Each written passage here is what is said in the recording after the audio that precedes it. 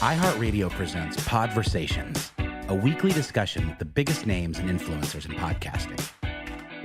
Hi, everybody. Welcome to the speaker series. My name is Gisselle Bances. I am the head of the My Cultura Podcast Network, and I am joined by one of my favorite creators, Dramos. Hey, Dramos, welcome. Thank you. Thank you so much for having me and paying me that compliment. One of your favorite creators. Wow. Of course. I think I like to say you're kind of one of our founding fathers, one of our founding creators, right?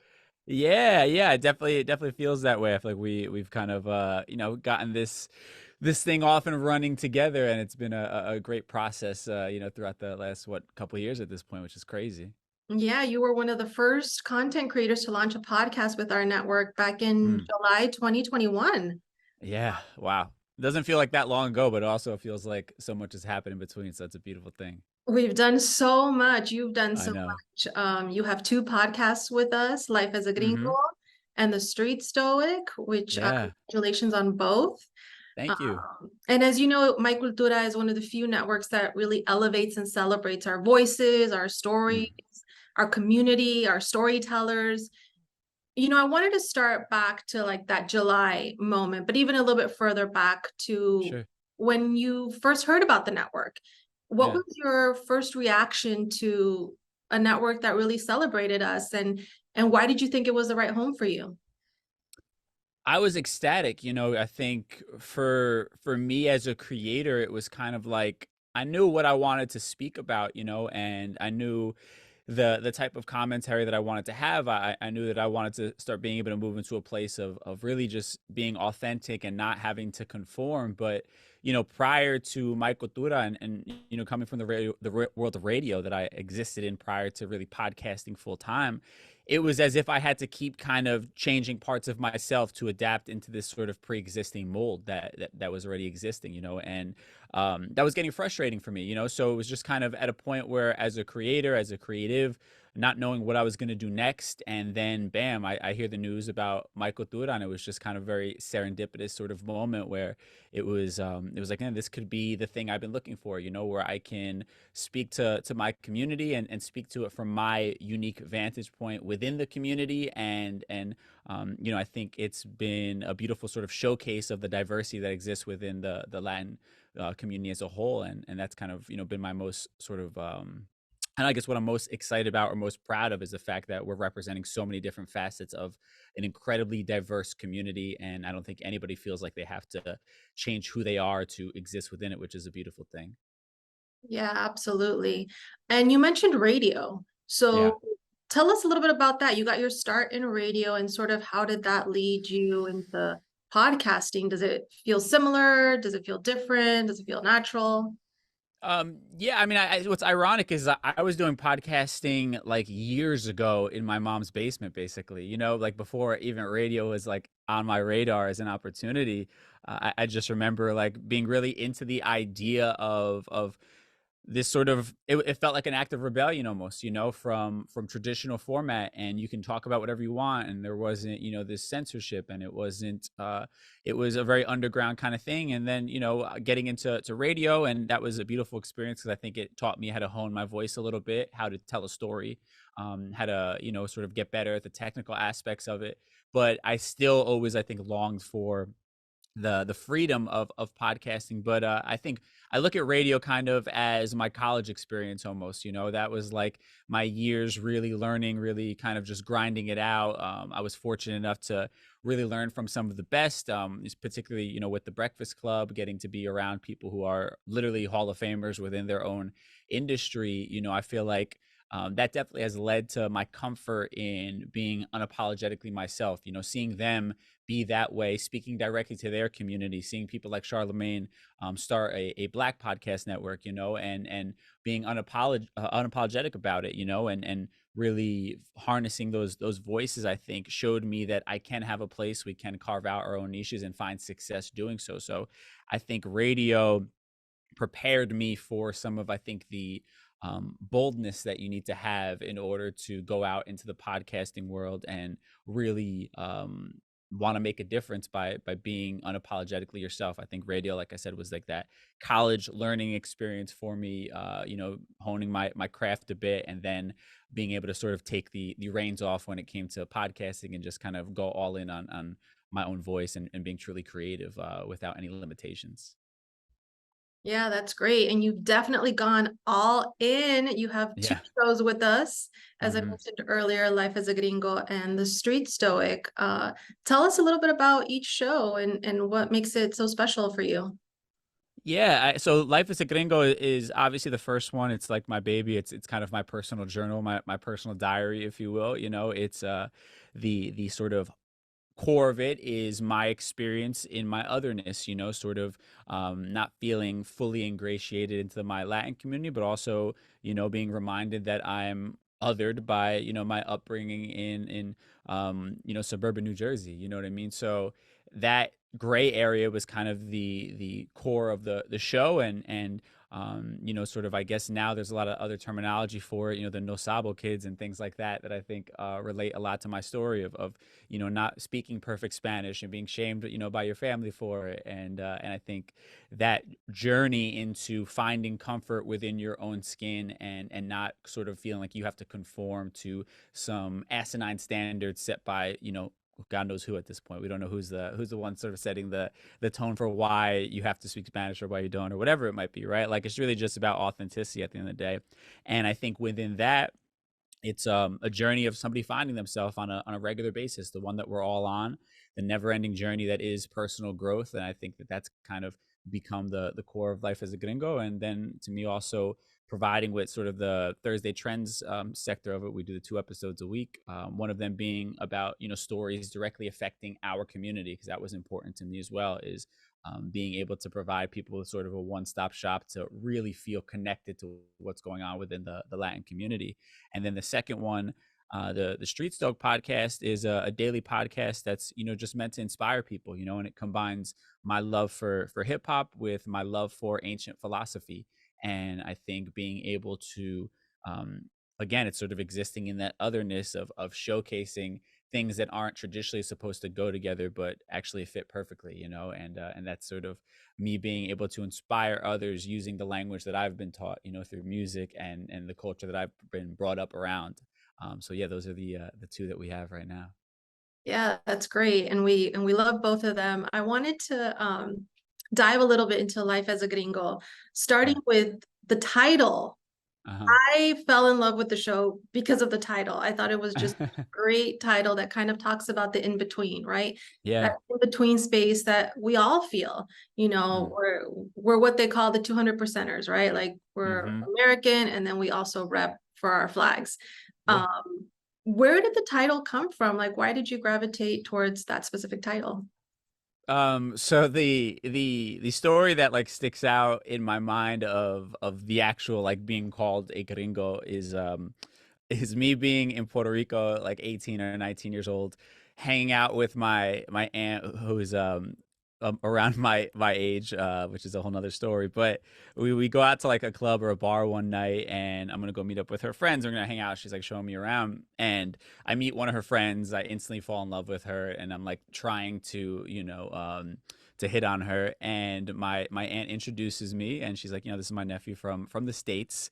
And this girl, sort of without even blinking an eye, just like says, "Oh, so you're a gringo." And it was like, it was like in jest, and it wasn't meant to be like this deep cut, but it was also like one of those things that's like a half joke, half serious type of thing, where it's a reminder that, even though you feel at home there, you're oftentimes viewed as other because, you're not necessarily viewed as like 100%, pure within the culture, right? I wasn't born and raised in Puerto Rico. My Spanish is not great, things like that. So they view you as something other, and I think for me, growing up in the otherness of growing up in in a town that was predominantly like Italian and Irish, my one thing that I could fall back on was like, well, you know what, like they can have their stereotypes about what a Latino looks like, dresses like, talks like, but I know when I go to Puerto Rico, like that's home for me. My father's very proud. We brought me up on a lot of Puerto Rican tradition and things like that. So this was like a punch to the gut, because it was like a reminder that even though I thought these were kind of my people and this is the one place I could really let my hair down, it's a reminder that I don't fit in here either. So that was sort of the word Gringo just stuck in my head from that moment on. And then, the podcast, originally this was a book idea that I just had while driving one day. And then, when you and I got connected to start talking about podcast stuff and pitching ideas, ironically, Life as a Gringo was still kind of like a thing in the back of my mind. It wasn't even like the thing I was leading with, because I still was like battling that imposter syndrome of, if I say this now, does that take away my credibility to be on a Latin podcast network?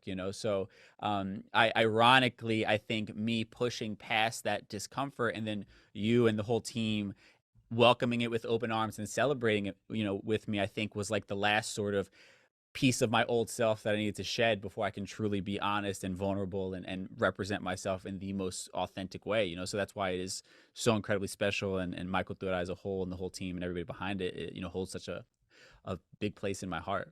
Absolutely. There's so many topics that you cover on Life as a Gringo. A lot of the topics that I love and I think are important conversations to have. One you mentioned earlier was language. Yeah. And I think one of your first episodes was with your parents, Uh-huh.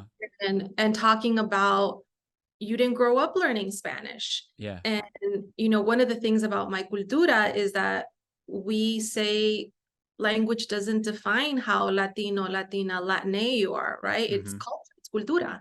And there is, like you mentioned, that shame around not knowing the language or not speaking it perfectly. I think even myself, yes, I'm bilingual. And when I'm in rooms with native speakers, I do get a little bit nervous because they're like, you don't speak it perfectly, right, you're gonna get that side eye. Yeah. So I think there's a lot of conversations still around that. But tell me about that episode in particular, and why that conversation was important for you to have with your parents, and to basically put it out there for the listeners. Yeah, I think ironically, it's probably the first time we've ever really had that conversation, and we just happened to it in front of microphones and recording, which I think it was a part of that process. My goal with all of this really was like, just keep digging deeper into the vulnerability, your honesty. Like that's what's really going to connect with people. For me, going out on this journey and taking the risk of like really going all in on podcasting, it was like, because I want to make sure I'm making a difference, and I'm representing people, and I'm making people feel seen. So part of that is like really just being unafraid to throw myself out there and put myself in the fire, and part of that was then having that conversation with my parents and making sure we're recording it for other people to relate to it. And I think, it's difficult, because your parents are your parents, you love them, you're grateful for everything, but it's difficult to have some of those harder conversations of like, why didn't you do this? You know what I mean? I've held on to this for so long because you never did this. And, obviously, it's not like I had some crazy traumatic childhood as a result of this, but I think there is sort of parts of myself that, wishes that I had a little bit more of that confidence. And I wonder what it would have been like to have it at a younger age, to feel that connection at a younger age. And I think, then also hearing their mindset, I think was important to showcase as well, right? Where it's not just a one-sided story, and them being able to sort of express maybe some of the feelings of not wanting me to be alienated from my peers, going into a school that wasn't predominantly Spanish speaking, didn't have a large Latin population. So making sure that I didn't have an accent and the things that might hold me back, from being seen as just, your everyday kid there and having the same opportunities, So I think there are certain conversations around that. And I think people probably related to it because I hear a lot of feedback about that episode in particular. I think just because, like I said, I wanted to humanize my parents a bit as well. I think was like the bigger goal within it, right? We see our parents oftentimes as these like superheroes that are supposed to have all the answers, but when I think back, it's like, okay, my dad had me, he was in his 20s. Like, what the hell? I wouldn't have known what the hell to do with a kid in my 20s, when I think back to that time period. So I think conversations like that are really important in the bigger context when we zoom out of like how we think about our relationship with our parents, the things that we might be holding against them, but also humanizing them, knowing that we're all just, trying our best here and mistakes are going to happen. And I think, as a result of that episode, our relationship, grew and we got a lot closer and it becomes easier and easier. So I hope that putting that on display, and that's why I love that episode, maybe encourage some other people to have some other conversations with their parents, be it the same topic or just others, but just being able to kind of get that connection and get some of those answers that I think a lot of us are searching for, but maybe oftentimes are a bit too afraid to ask about. Yeah, and there's a lot of reasons that parents sometimes have for not passing down Spanish. You Mm-hmm. know, their experience as immigrants here is something that wasn't, a great experience, and so Sure. they want their children to learn English, and we do, right? And Mm-hmm. our lives are lived in English. Mm-hmm. And then for some of us, like, yes, the language in Spanish is great, and I think again that's why My Cultura doesn't say that all our shows need to be in Spanish, because Mm-hmm. English is really how we consume our content. It is how Mm-hmm. we're living our lives. And this conversation about no sabo kids, right? Yeah. That's come into popularity recently. Mm-hmm. Can you define what that is, and why you're diving into those conversations? Yeah, so I think, as my understanding, it's really just sort of a funny way of describing people who don't speak perfect Spanish, essentially, right? So like no sabo, no sabo inglés is probably how somebody respond. Obviously, it's not perfect Spanish, right? Like so it's what point you're trying to get across, but you don't know how to actually perfectly say it, right? And that's sort of the joke about it, and I think it speaks perfectly to that sort of middle gray area where it's like just enough Spanish to like be a part of the conversation, but you're also going to be like picked apart within the conversation. And I think that is sort of the gist of it, and I think it's an important conversation that I keep having because I keep running into it in different ways, be it the feedback I get from listeners talking about how they share in that experience, or even me personally, when I travel to Puerto Rico, which, I've done a lot over the last year, I make it a point to try and speak in Spanish everywhere I go. And I see sometimes some people are receptive, even if I'm not speaking it perfectly, but others then, like the minute that I don't say something grammatically correct, they start speaking to me in English and refuse to speak to me in Spanish from there, right? So it's like that conversation still needs to keep happening because obviously there is some sort of disconnect still within the community of like the second you're not perfect within your Spanish, it's like they take away your Latin card and now you're back to being a gringo, right? So I keep speaking about it because I want to be a representative for people. I want people to know I'm still on that journey, and I think it still is this thing that we are like struggling with to a degree. Many of us when we are around native Spanish-speaking people. Yeah, it's definitely an important conversation. You're also talking quite a bit about finances and financial Yes. literacy, which I think is also super important for our community. Hmm. You've teamed up with State Farm, one of our sponsors, to do a lot of financial literacy videos and Hmm. conversations. Why did you gravitate towards that topic? Why was that important to you?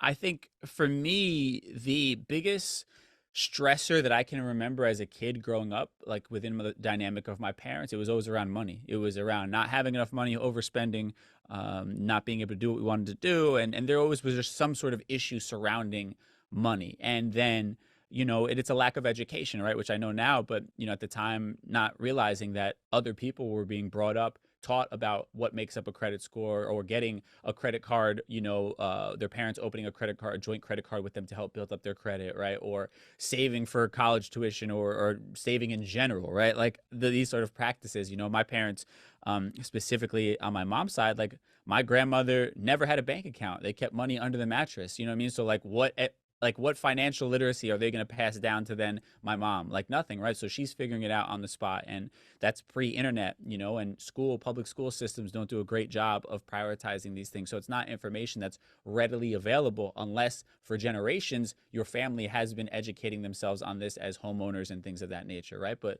my parents, you know, my mom was the first homeowner on her side of the family. You know what I mean? So these are all things that they're all learning on the spot. And as a result of learning on the spot, myself included, like I got into financial trouble early on with, you know, credit cards and things like that. And, you know, for me, for a long time, I assumed that I would never be able to buy a home on my own, that I would have to basically go under my spouse's name, you know, when I eventually got married. And I remember going apartment hunting, and like the second they give you the application, being like, all right, I know they're not going to approve me. I won't even bother, you know? And that's just being really frustrating in my life. So I made it a point to turn that around, you know, and I was fortunate enough at the time to get connected through the Breakfast Club with somebody who was a credit repair specialist, and working with them, it educated me on the process of finances, of what makes up a credit score. And, you know, then I paid down everything. I got my credit up, and then I learned about pushing myself to saving, and I wanted to buy a house. What does that take? Right. So going on this journey and recognizing like I just changed the entire course of my life and future generations on, you know, potentially of my children and things like that, just by going on this journey of doing the hard work to educating myself, right? My life is completely different. It's in a far better situation than I could have ever imagined because of this. You know, I'm not reliant on anybody else. So I recognize the value in that, and I want to pass it down. Like for me, it's always about, you know, throwing the ladder back down once I've sort of, you know, reached whatever, you know, climax I'm going for. And I think that's why I've made it a point of conversation, because I want to make sure people are focusing in on the things that actually are going to have the most substantial change to their life, right? If we're talking about breaking generational curses, like these are core things that we have to learn about and do if we really want to get to a better place. And as a community, if we really want to have a seat at the table, you know, having people who are in great positions financially is the only way that's really going to do so. You've also talked about relationships. Yes. There's a crossover episode with Amara La Negra that is Mm, just so hilarious, and you guys talk about yeah. toxicas and toxicos and all that juicy stuff about being in relationships. Is there an episode that stands out as one of your favorites? Mm, one of my favorite episodes. Actually, yeah, the one that I did with Frankie Quinones is one of my favorite ones. You know, I think his story is so incredible to me. Like he was somebody who was like on his couch till he was in his mid-30s. He's like sleeping on a friend's couch till his mid-30s, right? Just trying to hold his dream alive. And I just found that psychotic, but like psychotic in the most inspiring way. Like and I loved hearing that story, because to me it was just like, you know, it was somebody who just fell in love with what he does so much that he was willing to give it his all, you know. And I think it was so profound to see somebody now who's seeing an incredible amount of success, well-earned success with the show on Hulu, This Fool. He has the podcast, you know, as well. And I think just hearing his firsthand experience, you know, I think it's just, it was, to me, it was just like a touching reminder of why I do what I do, you know, because I felt inspired by it. I got a lot of feedback from other people about how it was the inspiration that they needed in that moment as well, you know. So I think that being able to have a platform to share these stories, you know, is so incredibly important, because sometimes that's all we need, right? Sometimes we just need somebody who looks like us or sounds like us or comes from our background to remind us that it is possible, right? That the hardships that you're going through are incredibly normal, and you're not by yourself within that. You just have to push a little bit further, right? And it's why you know, movies like the Flaming Hot movie are so impactful, and you know why that was like a huge movie for me, that I was crying and felt so inspired afterwards, right? Like these are just moments that I think we all need every once in a while, to keep us on our journey and on our path, and to feel seen. So I feel like I was able to contribute one of those moments to some of our listeners, and that's incredible for me. Yeah, and I think that's why My Cultura exists, right? So that, you know, Hmm. people can see us telling our stories and sort of leading the narrative, right? And a lot of the times we Absolutely. don't get to tell our stories, and My Cultura is offering creators from different parts of the country an opportunity to tell that and different kinds of stories, right? Um, as Yes. you look forward to Dramos, the content creator, like what's Yeah. next? Where do you sort of see yourself in the next couple of years? I definitely, want to expand in more in-person type of things. I've been doing some speaking engagements and things like that. I would like to really just be able to touch the community in a real way, though. Step outside of the normal corporate speaking gig type of thing, and try to connect with people where they are, and inspire people in that way. I've been also building a wellness brand where we do, group mentorship and coaching, and trying to inspire, members of our community. And that's been really fulfilling, and seeing just the way that people's lives have been changing just over the course of a few months from having conversations and just having somebody to feed off of, I think has been incredible. And then I think, beyond that, I want to do more things where I'm not necessarily behind the microphone or in front of the camera. I want to be able to give other people from our community the opportunity to have their voice heard, or to bring their stories to life. So I think I've been blessed with a lot of doors slammed in my face, and as well as a lot of beautiful opportunities like this one, where I have a lot of lessons that I can teach to other people, a lot of experience that I can shed on others to help them on their journey, and maybe make it just a bit easier than mine was. So that's definitely the bigger vision, is to be able to start helping others bring their ideas to life as well. Yeah, and I think it's a good reminder for us that like we are inspiring the next Mm. generation, right? Like I think sometimes Absolutely. I know for myself, I'm like, oh, I'm just here listening to podcasts and like Yeah. launching shows, but it is good to hear sometimes that, you are making a difference, or that the show really touched somebody. And I know for me, it's just a reminder that, we are doing important work, right? And making a Mm-hmm. difference. With that, I would love for you to give some advice to folks that, want to follow in your footsteps, that want to launch a podcast, that want to be a content creator. What sort of advice do you have for them? I always think, like, you got to lead with authenticity, right? You got to lead with what really speaks to you. I think it's easy to get hung up in trying to recreate what's popular, and all those different things. But, this is a grind. And if you don't truly have a passion or a love for it, it's going to be very easy to sort of walk away and quit, if it's not something you genuinely believe in. You know what I mean? And I'm fortunate that, I feel like I've sort of found my voice, and it's allowed me to push past the more difficult moments, and I think that's probably the biggest thing. I think a lot of people also forget that their unique experience add something fresh. I think that a lot of people get caught up in thinking everything's already been done, or that they have to be somebody else, and they're sort of missing their greatest asset, which is their lived experience, their very unique vantage point. I think that that's the greatest thing that you could bring to the table. That's been my experience. The more I've become me, and the more I've displayed myself, and led with that, the more opportunities have begun to present themselves. And I'm grateful that I kind of figured that out. And that's the biggest thing I would say, is like, I always say authenticity is your superpower. And the second thing I always say is, if you don't see it, create it. For me, that is exactly what life as a gringo, and this whole journey I've been on, is just that. I found my voice, and then I tried to convince other people, in radio, that they should give me an opportunity, or that we should create this. They didn't see the vision, so I went and created it somewhere else, right? I didn't wait for somebody to tell me that now is okay, or that they agree with it. I had a vision, and I went out and created it. And, luckily, other people saw that vision. But I think those are the two biggest things, is lead with your authentic self, create the thing that you want to see. And I think those are the two things that are going to kind of help you sort of weather the storms that you're inevitably going to face on your journey to finding success, and to getting wherever you want to be.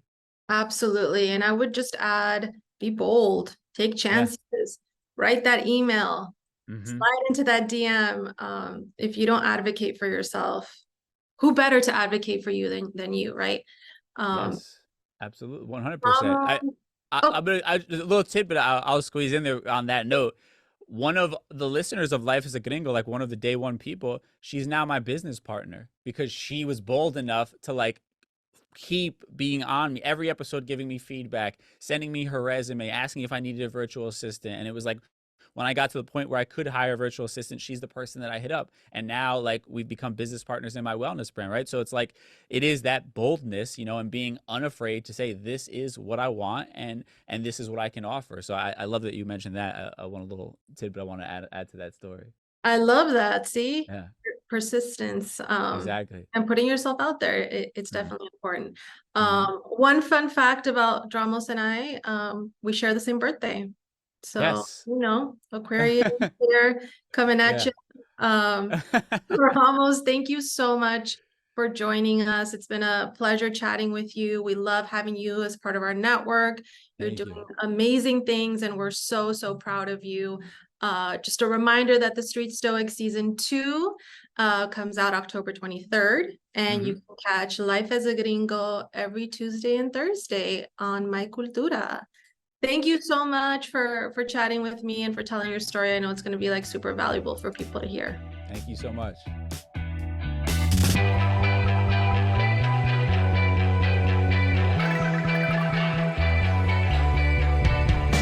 Podversations is a production of iHeartRadio. You can find more from the biggest names in podcasting on the iHeartRadio app or wherever you get your podcasts.